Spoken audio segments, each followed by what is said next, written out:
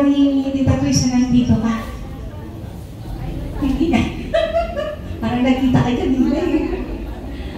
Okay. So, sir, pwede niyo po bang ipakilala yung sarili niyo sa bawat tao dito na ano ni Tita? Magandang hapon po sa inyo lahat.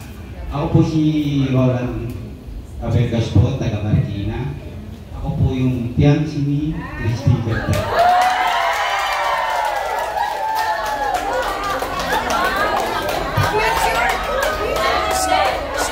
Yes. Tita. Asan na? Pakitin mo. Pakitin mo.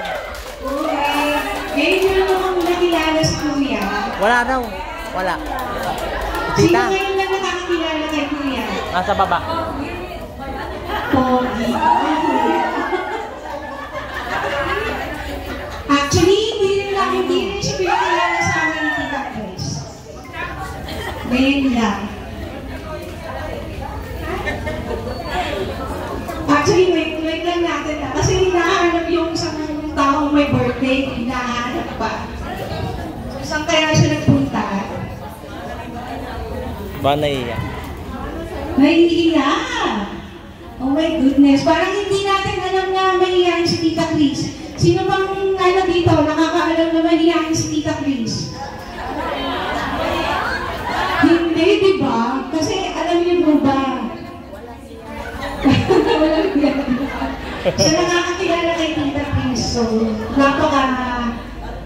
very friendly niya. So, kaya nga po andito kayo. Actually, iba-ibang grupo kayo. So, we're proud as Team Zo at naging isa kami sa ka-group niya. Alright, so nandito na, nakikita ko na si Christy Ganda.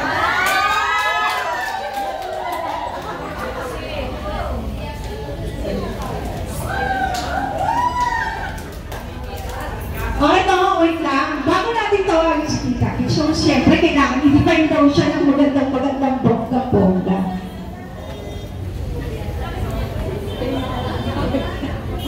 Alright. She's a very energetic woman.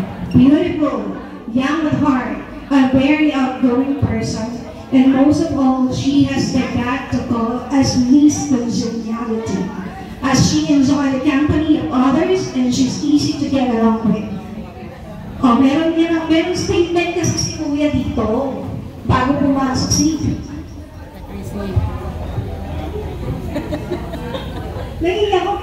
Yan, ito na nga yung ano mo, nalimoy.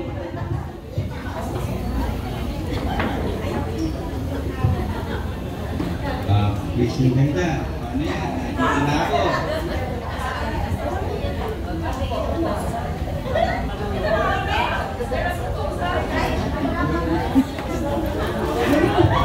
Iyak si Kuya. Ako na lang magsasabi ng line niya. Naiiyak siya, oh my God. O sige, ako na magsasabi ng line ni Kuya. Christy Ganda, andito na ang parcel mo.